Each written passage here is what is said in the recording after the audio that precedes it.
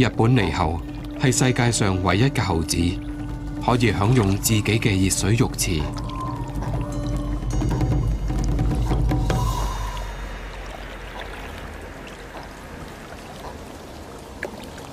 喺冬天，120度嘅水特別受歡迎。猴子互相精心護理，透過理毛建立感情。捉蟲可以促進健康，而替人捉蟲嘅亦可以補充蛋白質。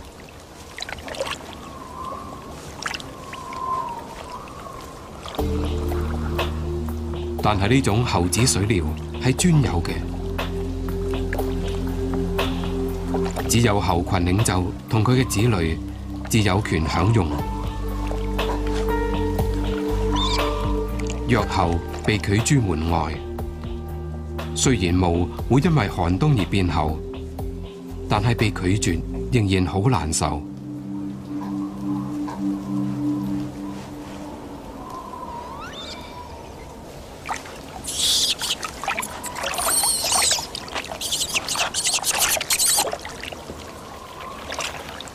為幼猴提供娛樂絕非易事，但係呢啲好動嘅幼猴有使命在身。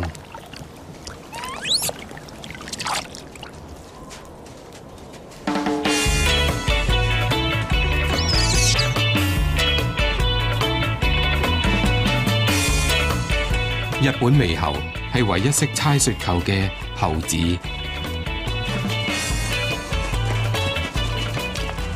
猜雪球需要複雜技巧，所以純為娛樂而猜雪球係好奇異嘅。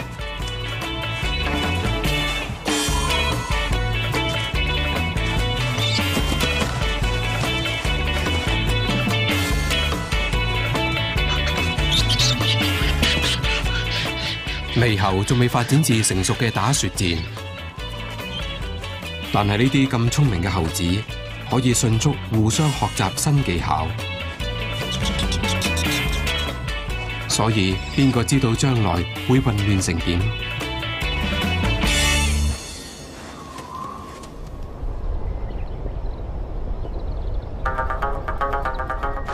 日本嘅溫泉係方便嘅資源，但係唔只係用嚟沖涼。佢可以為城市提供熱力，但係咁有利亦有弊。熱水同蒸汽係地殼板塊相撞嘅結果，亦可以釋出火山嘅巨大破壞力。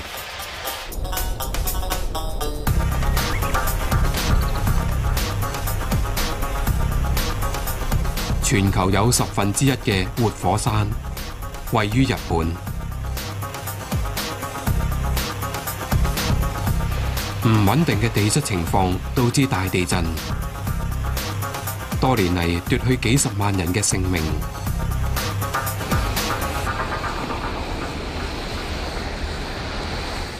喺日本嘅神話傳說裏面，地震係由大鯰魚作怪引起。呢個神話可能係拯救生靈嘅關鍵。當喺地震前幾個小時，甚至幾日前，鯰魚同其他動物會有異常行為。鳥停止生蛋，蛇喺地洞逃出，較大嘅動物走向高地。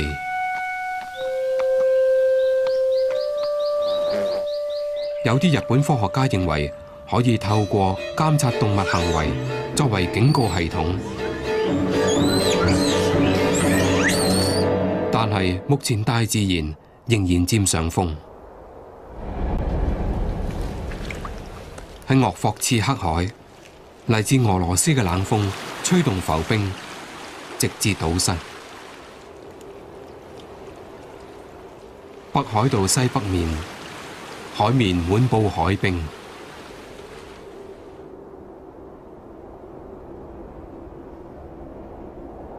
東面，海流令一個海峽冇結冰，佢為一種勇敢嘅獵食動物帶嚟機會。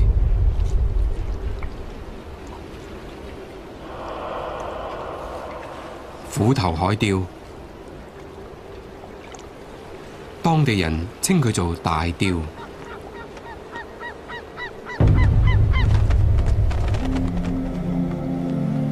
每年冬天有2000隻降臨日本。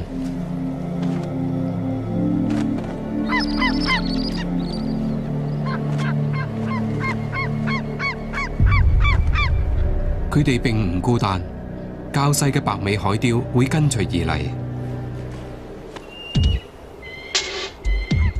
60年嚟，佢哋都嚟呢度，利用日本嘅最大工業之一。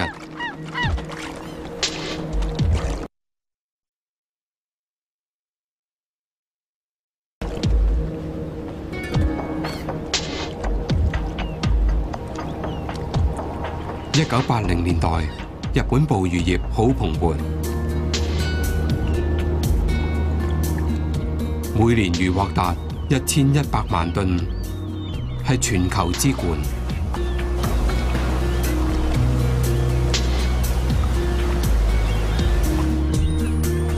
衰竭嘅魚群表示光輝日子已經過去，但係漁民仍然喺浮冰內部捕鮭魚同鱈魚。海雕知道有免費餐，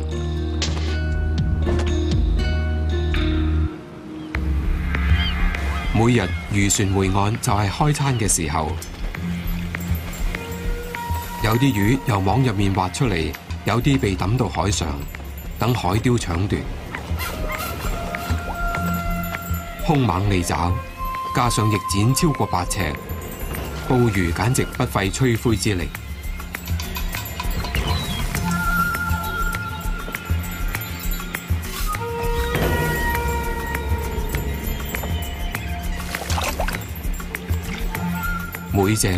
每日食2.5磅魚。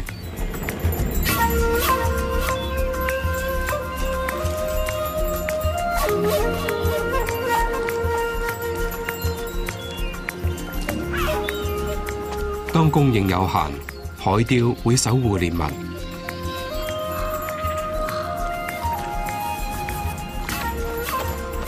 當所剩無幾，海雕會開始打鬥。因為大家都企圖搶奪剩餘嘅食物。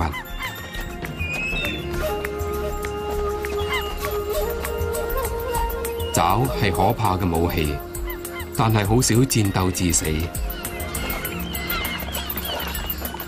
雖然吵吵鬧鬧，但係每隻海雕最終都會食到一啲。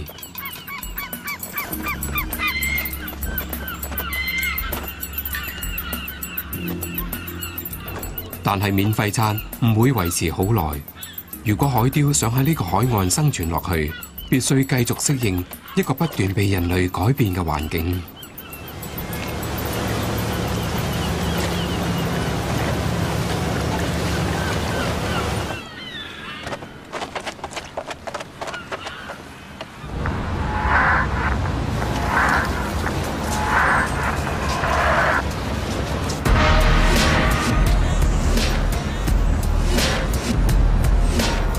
雖然日本越嚟越關注環保，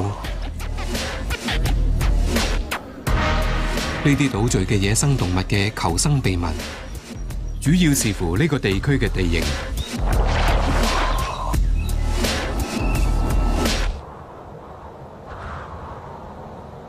呢點好重要。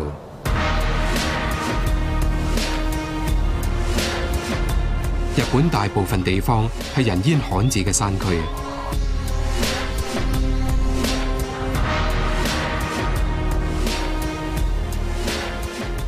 冇建築物或者農田，物種有機會喺野外生存。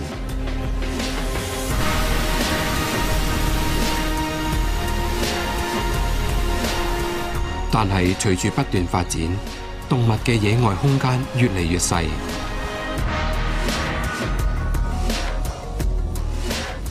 喺北海道，數百隻棕熊被逼喺40里長嘅知床半島。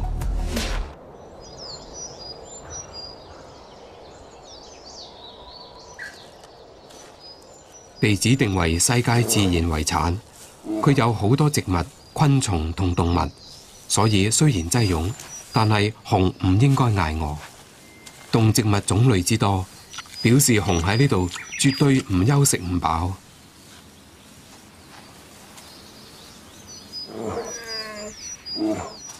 豐富食物導致熊嘅出生率好高，令已經好擠迫嘅半島增加更多熊。公熊唔會幫手養家，所以幼熊嘅生存完全依賴媽媽。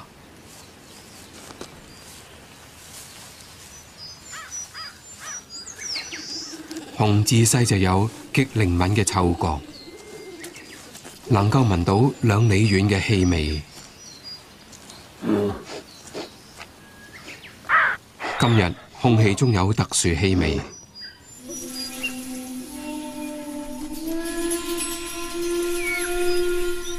梅花鹿亦受惠於豐盛嘅食物。梅花鹿係日本野生動物保育嘅成功故事之一。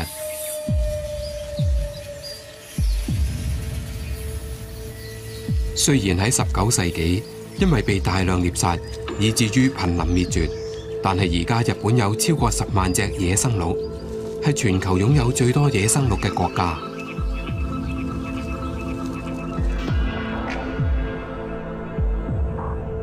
但係咁樣亦帶嚟意想不到嘅後果。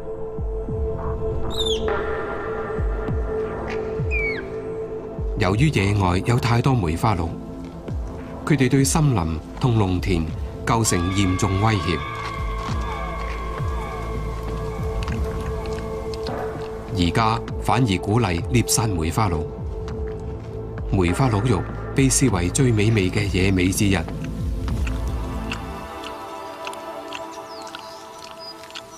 呢點棕熊係最清楚不過。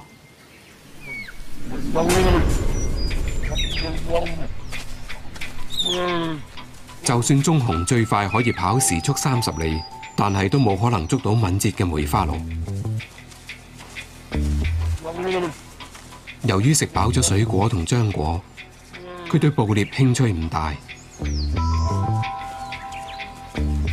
雖然熊具備高超嘅追蹤技巧，但係敏捷嘅梅花鹿令佢難以接近。鹿群耳目眾多，令捕獵非常困難。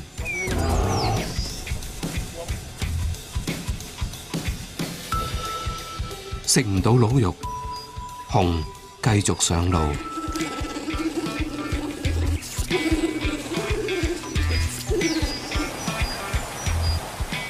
嚟自知床半島山區嘅水，為日本熊提供咗生命線。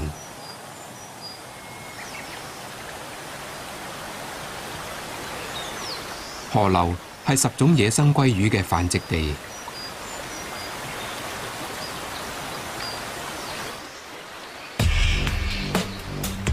喺海裏面度過一生嘅鮭魚，而家返到出生地。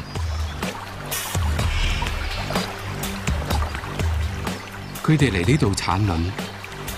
對於熊，呢餐係唔可以錯過嘅盛宴。食鮭魚令熊儲存足夠嘅脂肪過冬。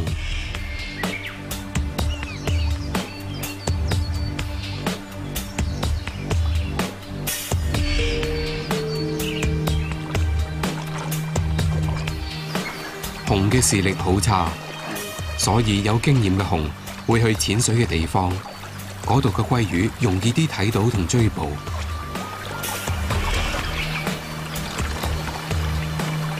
幼熊學習捕魚技巧，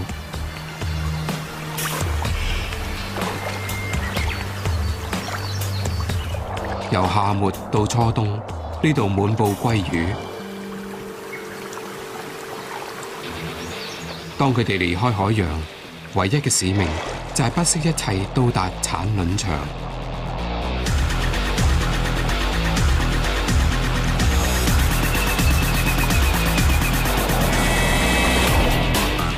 雄魚同雌魚都會打鬥，雌魚打交，為咗爭最佳產卵地點。